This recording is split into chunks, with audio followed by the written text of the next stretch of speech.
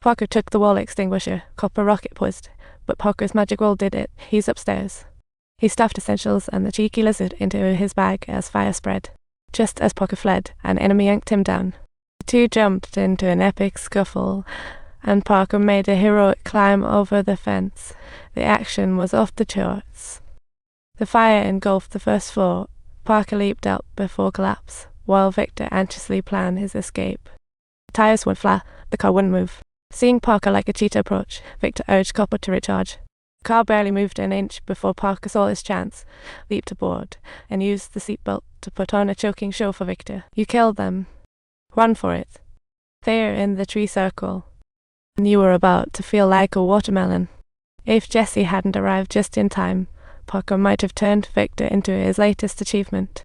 In the police car, Parker saw his father's career ruined, feeling devastated. No surprise, he became the prison's new star.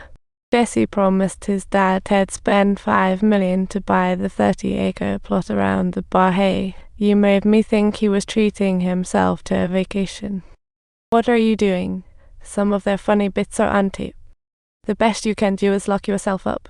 Hearing that Parker had the footage, Jesse panicked instantly. He demanded Parker hand over the tape, and Parker agreed, but only if he could see his legal superhero. Not long after, Parker's attorney arrived. Subtitles, it's the Spidey Squad. After a brief chat, the lawyer headed to the scene, surprised by Jesse's sudden appearance behind him. The shot flipped, and the Swan family started applying some motherly love pressure on Parker, demanding he hand over the tape, or else head vacation in town. Though Parker was beaten, he had limits and saw it wouldn't work. Swan tried using Parker's father to prod him, but Jesse interrupted, pulling Dad aside and warning him to watch what. Meanwhile, Parker easily unlocked his cuffs with a bobby pin, and when they returned, he acted like nothing happened. What a fair fight.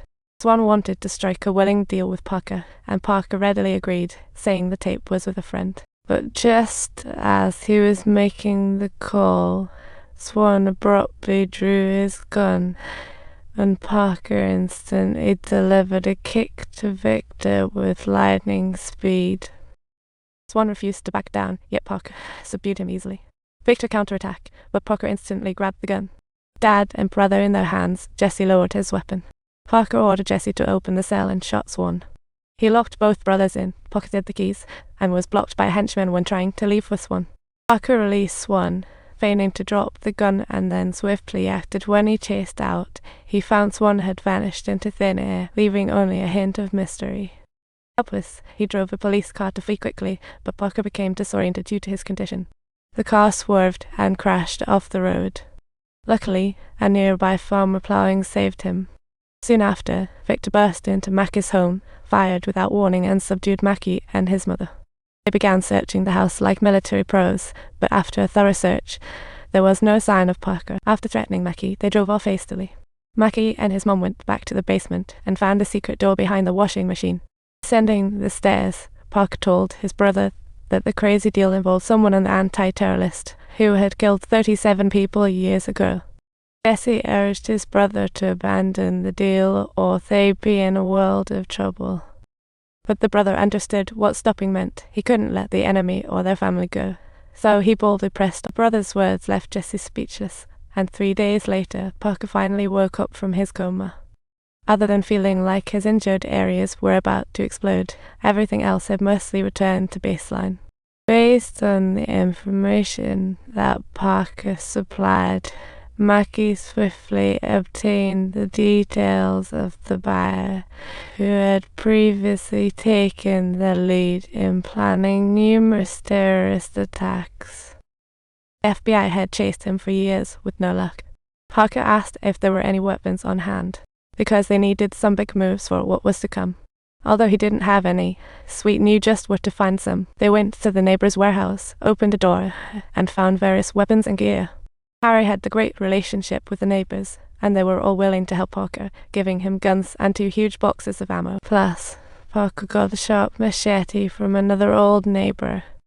All set and ready to roll, Victor was delayed in getting the fire going, and the ghost came over to his place for a little payback. Swan tried to buy some time for his son, but ended up getting knocked down by Ghost wielding a cane. Subtitles, and his last customer feedback. No fire in 3 days. The family goes west. Subtitles. After the ghost had departed, Parker also commenced carrying out his own plan, silently sneaking into Swan's villa. In one swift move, he kicked the guard down and swiftly took out another with a knife, then learned from the guard where Victor. Without hesitation, he sent that guard packing with a swift stab. Then, swaggering upstairs, he found Swan sitting in his office, looking like a patchwork quilt of injuries. Parker didn't hesitate one bit. He whipped out his knife, and Swan's fate was sealed. In the car, Parker told Mackie they smuggled weapons via his father's mine, leaving his dad devastated. Don't forget to subscribe to my channel to catch the next episode of this roller coaster ride.